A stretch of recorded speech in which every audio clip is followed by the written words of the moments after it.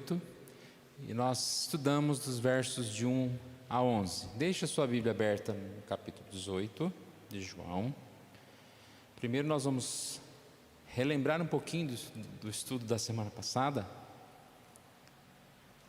e depois a gente segue na leitura em duas partes, a partir do verso 11. Como nós falamos, muito bom a gente estudar esse momento, porque Jesus é o centro de toda a história, de toda a Bíblia, nosso Salvador. E nós vimos no capítulo 16, uma grande pregação, no capítulo 17, a sua oração, e agora no capítulo 18, o momento em que ele está sendo entregue na mão dos malfeitores, a ser morto, para morrer em nosso lugar. E nós vimos então na semana passada alguns tópicos. Primeiro, a excessiva dureza que pode tomar conta do coração de uma pessoa ímpia, falando aqui no capítulo 18 a respeito de Judas, o traidor, que conhecia também aquele lugar. Ele entregou Jesus, e vimos como alguém pode, mesmo estando num lugar tão privilegiado como Judas, próximo a Jesus, conhecedor de tantas coisas, se afastar, cair e assim trair Jesus. Depois nós falamos sobre a completa voluntariedade dos sofrimentos de Cristo, lembrando aqui lá no verso 4, quando ele antecipa aqueles que vieram prendê-lo e diz: a quem buscais? Eles dizem: a Jesus, o Nazareno. E ele: sou eu.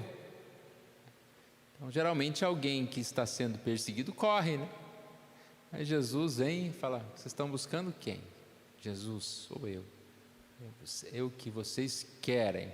E nesse tópico nós vimos que Jesus, ele se entregou voluntariamente. Sabemos que Jesus tinha poder para vencer qualquer exército, qualquer um que queria prendê-lo, Ele não foi obrigado no sentido de que ele não teve forças, Mas ele se entregou para o propósito que nós já sabemos, Sofreu, morreu por vontade própria, não porque alguém pudesse impedi-lo.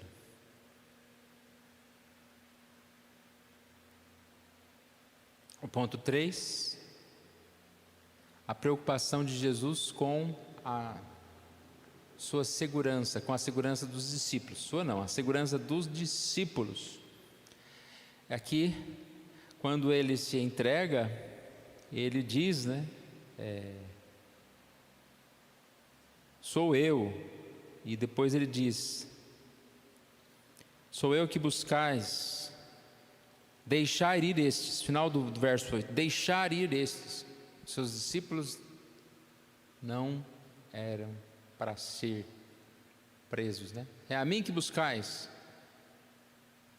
Deixar ir esses.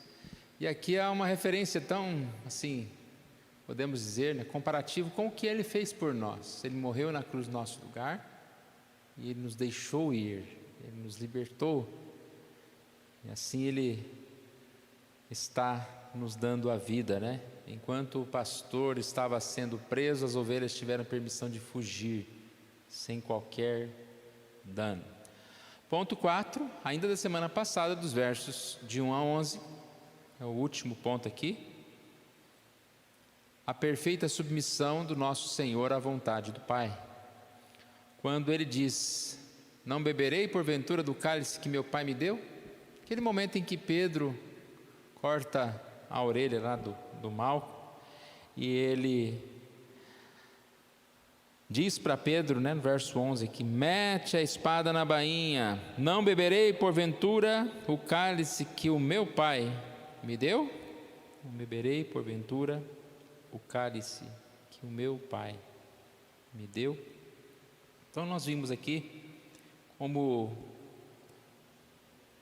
Jesus foi traído, e mesmo assim ele cumpriu o seu propósito fazia parte do seu propósito, até mesmo essa traição. E nós vimos que ele voluntariamente se entregou, cuidando de nós e submisso à vontade do Pai. Nós vamos seguir então, a partir do verso 12, abra a sua Bíblia, ou se você já tem a sua Bíblia aberta, ô Mário, pode deixar.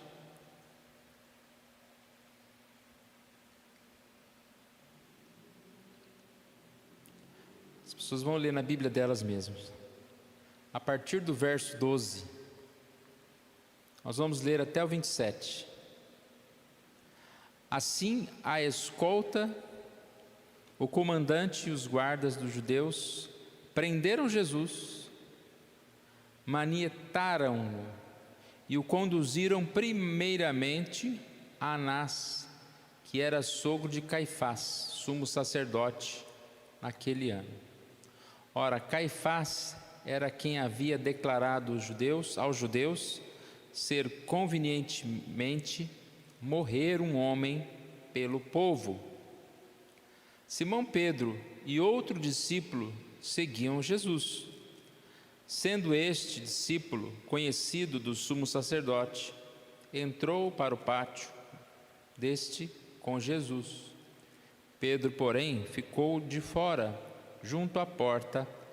Saindo, pois, o outro discípulo, que era conhecido do sumo sacerdote, falou com a encarregada da porta e levou a Pedro para dentro.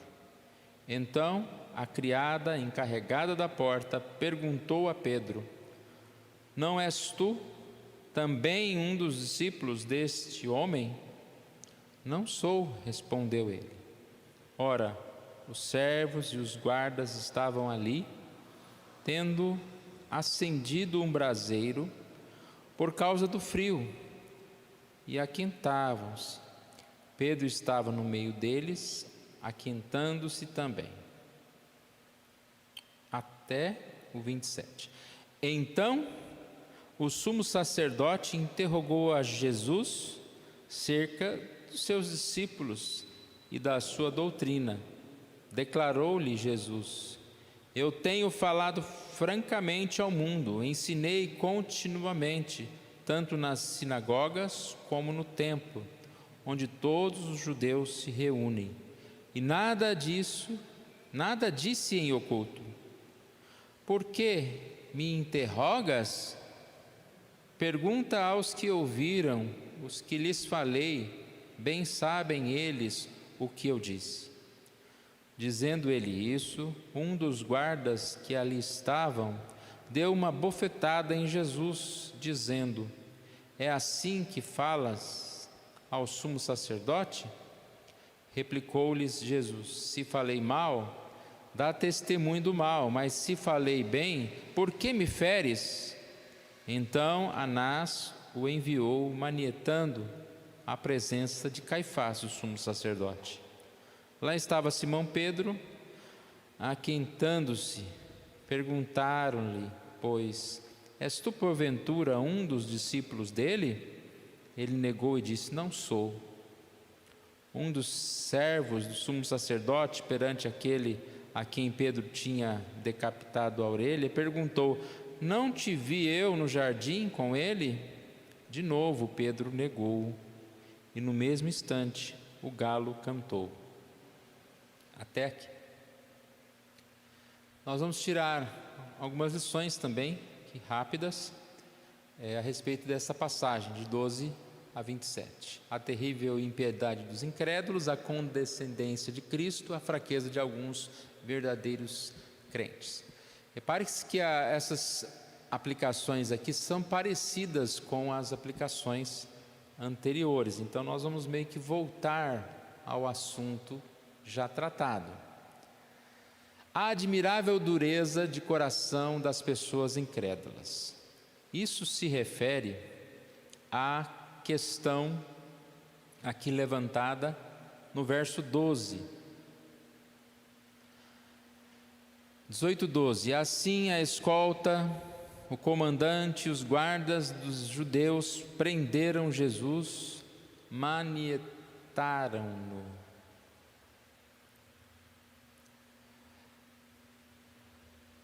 Mais uma vez, atitudes de homens contra Jesus. Quem são esses homens? Aqui fala: escolta, comandante, guardas dos judeus prenderam Jesus. Nós percebemos aqui que tinham entre eles soldados romanos, mas também judeus que serviam aos sacerdotes e fariseus.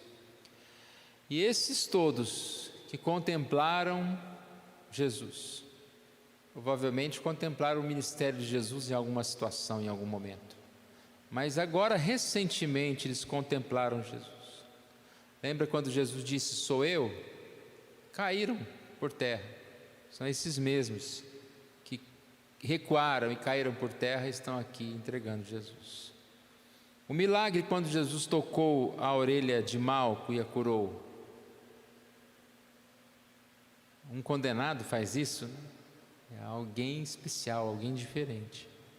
Mas eles permaneceram insensíveis, frios, diante de tudo o que passou. Eles assim permaneceram longe de Jesus. A gente falou na época que a gente estava falando de Judas, né, da dureza do coração de Judas, e é a mesma coisa aqui, a dureza do coração, e essa dureza pode ser também do nosso coração. Claro que nós esperamos que nós não sejamos como Judas, como esses sacerdotes, embora até alguns destes que traíram Jesus, que mataram Jesus, foram salvos, né, por Jesus. Não Judas, mas alguns foram salvos, participaram desse momento de matar Jesus. E a gente percebe a dureza do coração, a insensibilidade. Quando a gente vê tanta coisa ruim acontecendo, às vezes na televisão, crimes, assassinatos, né? Mas isso aí acontece devido à dureza realmente do coração do homem, a ponto de se deixar levar, né, por essa sua vontade, pelo seu pecado. Ponto 2, aqui a gente percebe a condescendência de nosso Senhor Jesus Cristo. Aqui diz no verso 13: e o conduziram. Percebe então que é parecido com o que nós falamos anteriormente, de Jesus. Ele não foi obrigado, ele foi porque ele se entregou. E Jesus não foi porque ele não tinha poder, mas ele tinha poder, mas ele não usou esse poder. E aqui a gente percebe, né, essa palavra condescendência, né, disposição para ceder ao outro. Então nós vemos Jesus aqui sendo preso, sendo levado, sendo insultado, e ele sempre manteve-se ali em humildade. Repare que essas pessoas que estão julgando Jesus, elas serão um dia julgadas, ou já foram julgadas, ou serão no sentido do dia final, do juízo final, comparecerão perante o trono de Jesus. Jesus sabia disso. Ele fala: vocês estão querendo me julgar, mas vocês que serão os julgados, os condenados. Mas ele, ali no seu papel, cumprindo a sua missão, fez o que tinha que fazer. E não há como mais uma vez lembrar do amor de Jesus nessa passagem. Efésios 3,19 diz: o amor de Cristo pelos pecadores excede a todo entendimento. Por que a gente pode dizer que excede a todo entendimento esse amor de Cristo?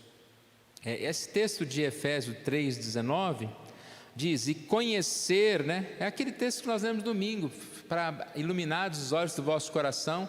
E entre os pedidos de Paulo é conhecer o amor de Cristo, que excede todo entendimento, para que sejais tocados de toda a plenitude de Deus.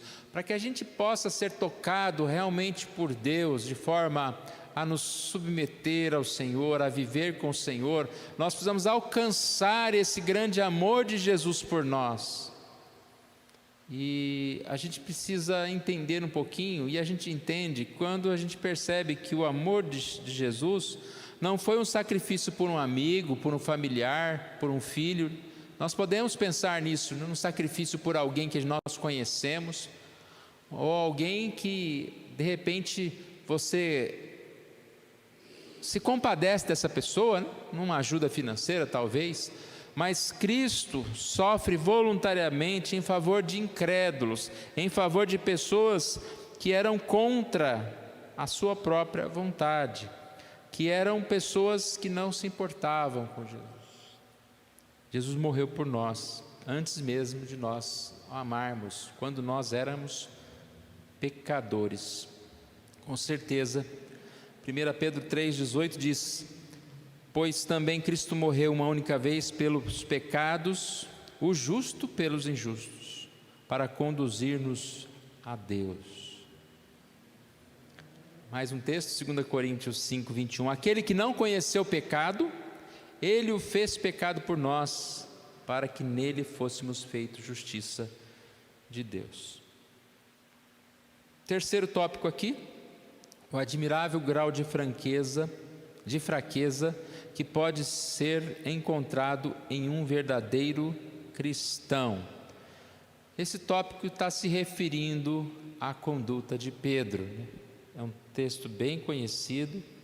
Quando Pedro nega Jesus, nós não vamos aqui falar detalhes, contar essa história, mas nós sabemos que Pedro 3 vezes nega Jesus. Vem um e fala: mas era você.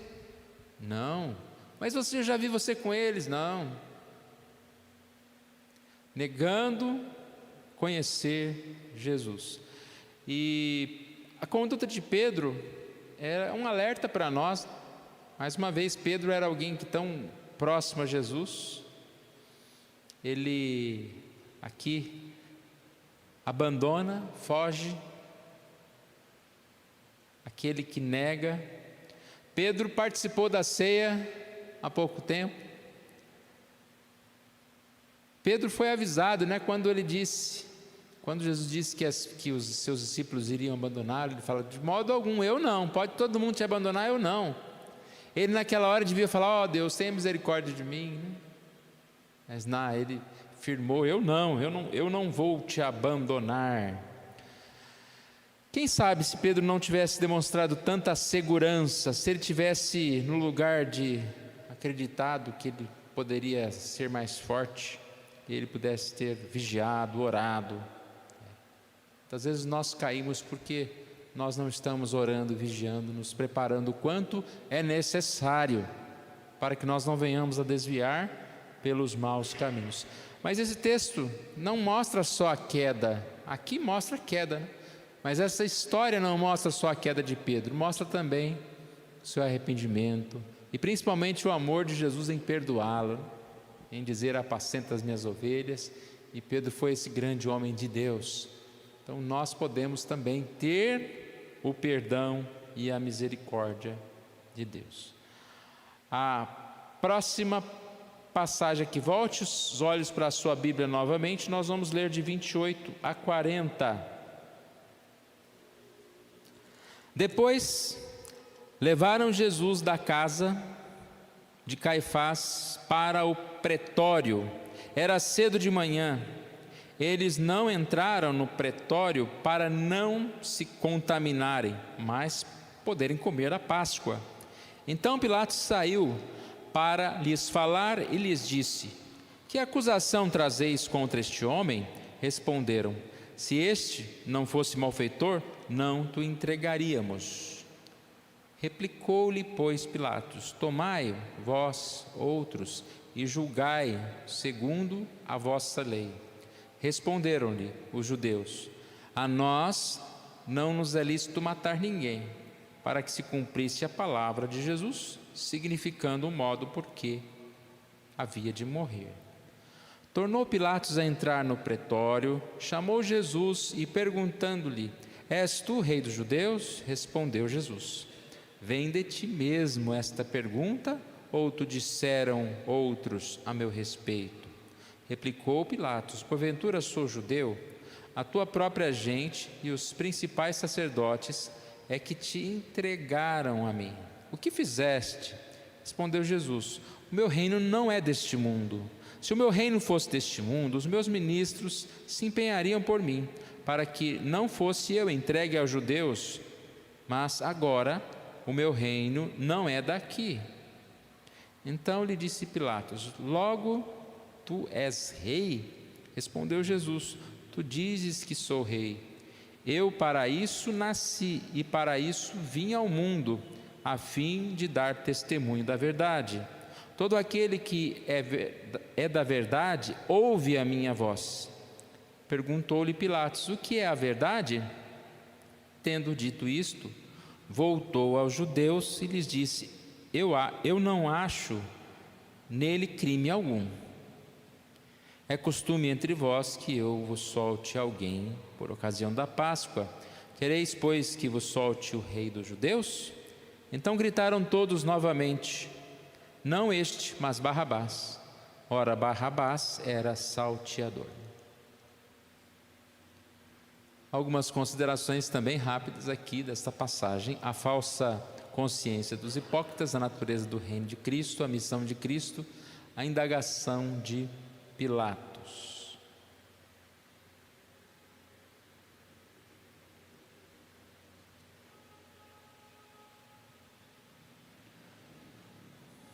A falsa consciência dos perversos inimigos de nosso Senhor.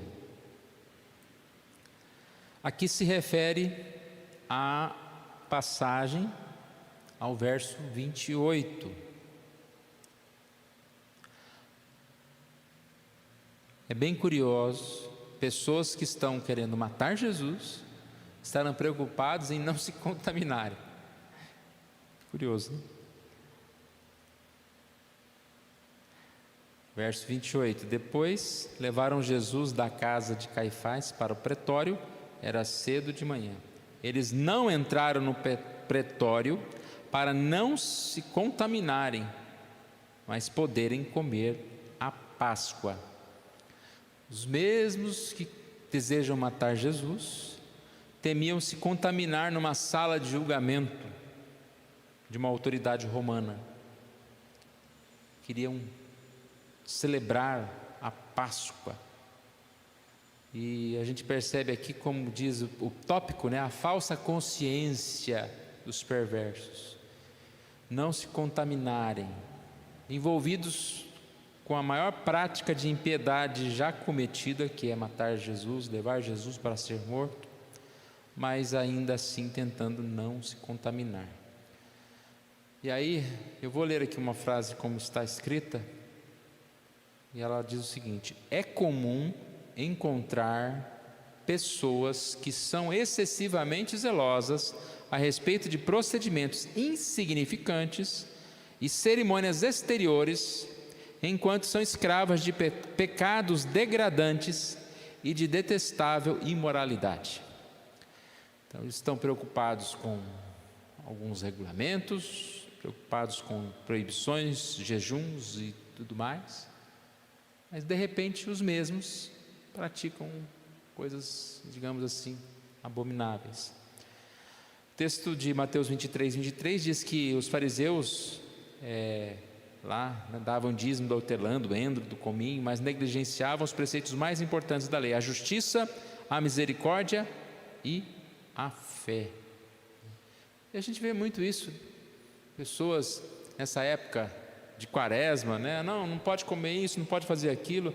Aí tem um espaço do ano que você não pode pecar, depois você pode pecar, não, é livre para pecar à vontade. Então são umas coisas assim do ser humano. E nós mesmos muitas vezes temos essa tendência infeliz aí de coar, como é que é? Coar o mosquito, engolir o camelo? Isso mesmo? Por quê? Aquelas coisas talvez que poderiam passar, a gente está ali, né? Nossa, não dobrou direito o pano lá da Santa Ceia ali, né? Que absurdo.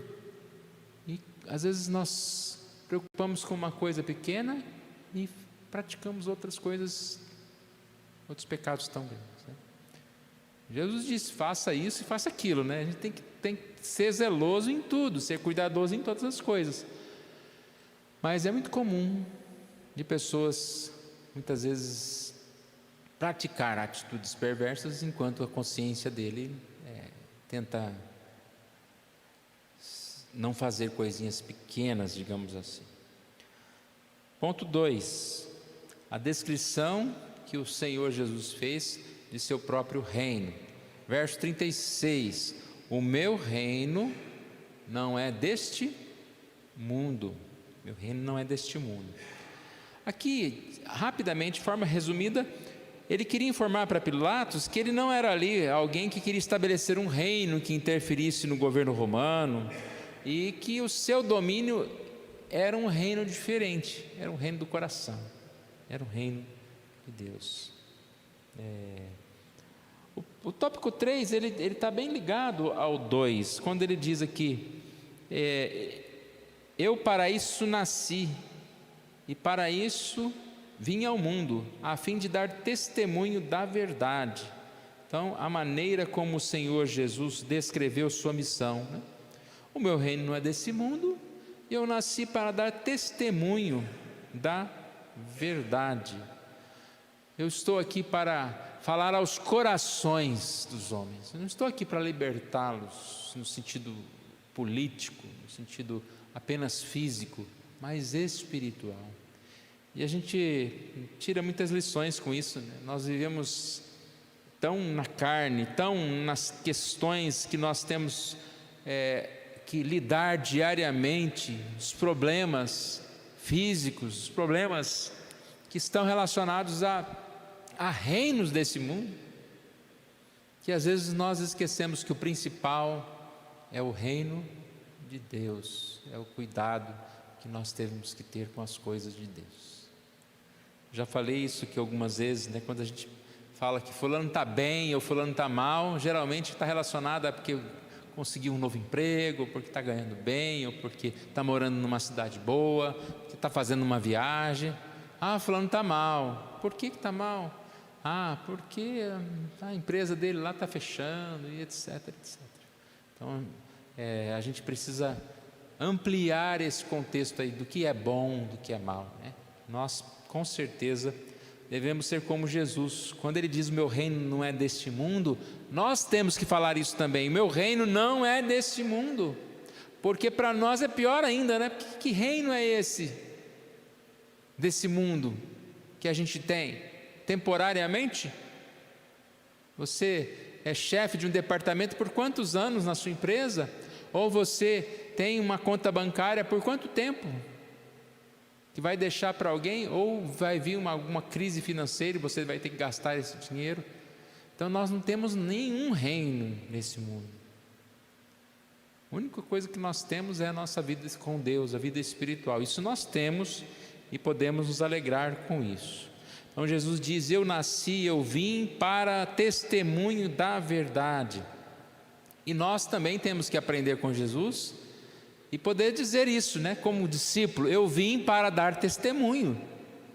Eu sou uma testemunha de Jesus. Eu estou aqui para adorar Jesus, mas também para proclamar as boas novas daquele que me chamou das trevas para a luz, para anunciar Jesus. E por último aqui o ponto 4, a indagação de Pilatos, dirigida ao nosso Senhor. Uma pergunta que ele faz, verso 37.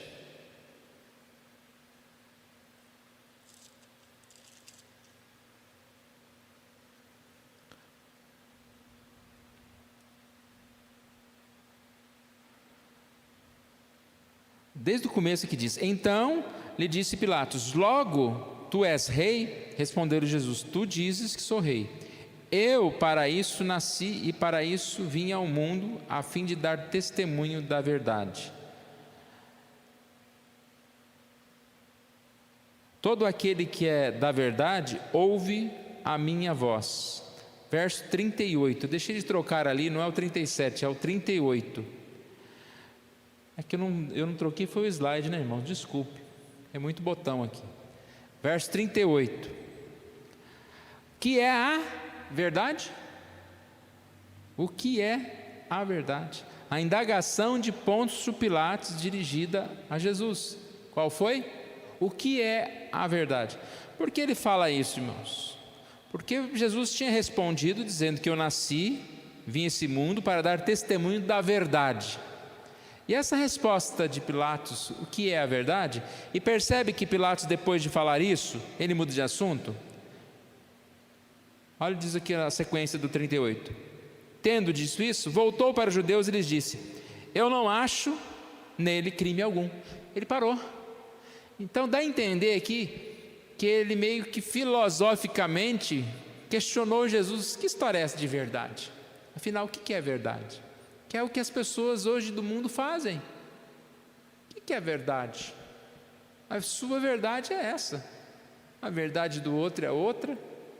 Ou seja, não existe uma verdade, as coisas são relativas. E a gente percebe então que essa pergunta foi mais uma, como se diz assim, uma afirmação dele, né?